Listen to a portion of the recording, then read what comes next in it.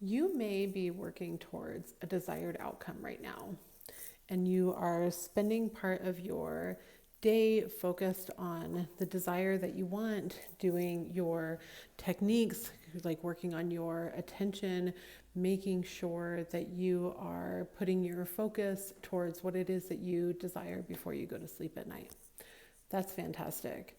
But then the question comes, okay, well, while I'm waiting for everything, what exactly do I do now at this point?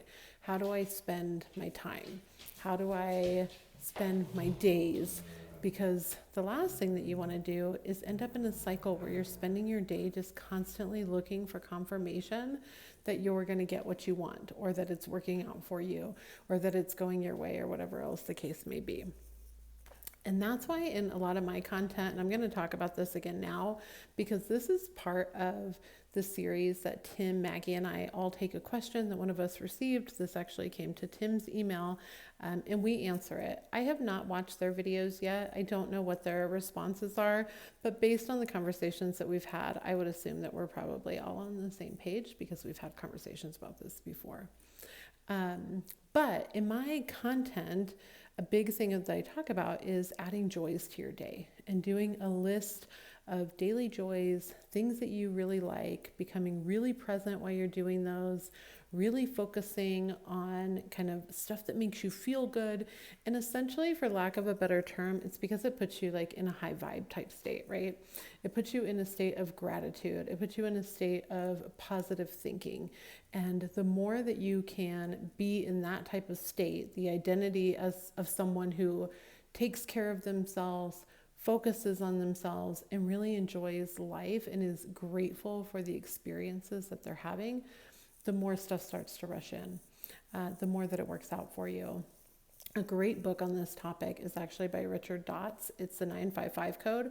I think it's amazing. It's actually one of my favorite books. I go back to it quite a bit, and it's such a simple premise and such a simple message to say, if you're spending 5% of your time actively, consciously focusing on a desired outcome, the rest of that 95% of the time, you need to do things that are not in opposition of what you're trying to get.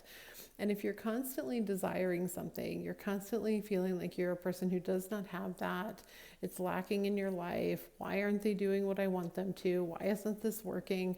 Well, that's actually the feeling. So it doesn't really matter at that point the affirmations that you're doing, how often you're visualizing, what your meditations are, because you're kind of canceling it out then the rest of the day. And I know a lot of people share this message, and it can be a frustrating one to hear and a confusing one to hear.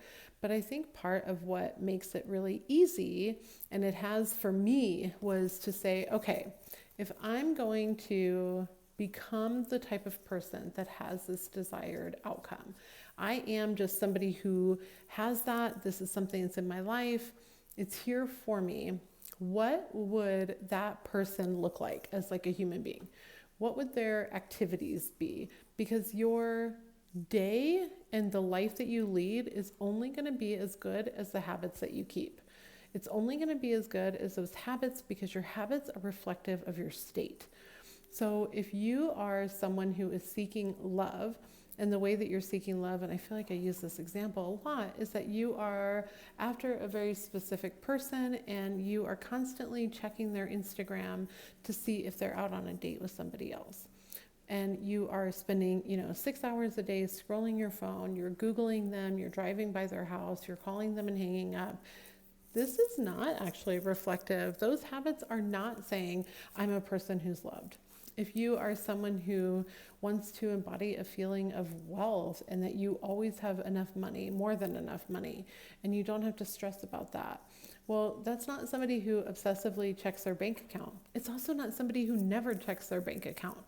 It's not going to be somebody who, won't buy themselves a Starbucks, once a month. Like, those are not the kind of things that you would embody. And I'm not saying that you have to run out and spend a bunch of money or go tell somebody that you love them. Like, I'm not saying that. But you can look at daily habits. Like, if you want to be the most fit person, like in your healthiest self, well, how would that person behave? If you were to look at that ideal life, how would that person behave? What would be their daily habits? What would be kind of the thoughts they had about themselves? And then be honest with yourself. Are you actually reflecting those? Is that something that you're doing and that you're embodying? I'm going to guess not if you're watching this video and you're like, yes, yes, yes, I see myself in that. And it's okay to be honest, right? Like the best thing you can do for yourself is be honest. But if you take a step away from that specific thing, spend your 5% of the day doing your active affirmations and your visualization and whatever else it is that you want to do. By all means, continue that. Don't stop, because in time it'll start to become natural. And in time, then you'll end up getting what you want. But for the other times, right now, write out a list of things that you enjoy. Simple, small things that make you feel good. And then spend time each day doing those things and recognizing, I'm doing this because I enjoy it. This feels good to me. This makes me feel good. I'm doing this for me.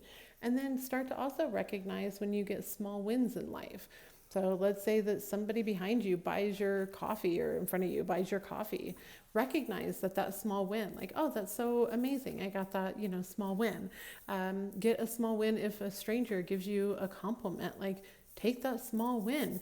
And then every night, the other thing that I recommend is spend 1 to 3 minutes writing out things that you appreciated that you did that day.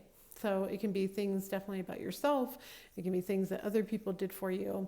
But this just will naturally increase the gratitude, the feeling of gratitude that you have, the state that you're in. And the more that you're able to do that, even though it seems counterintuitive, because now you're taking your thoughts away from whatever the specific desired outcome is, and instead putting them towards you and feeling good. Feels counterintuitive, but I promise you it's not.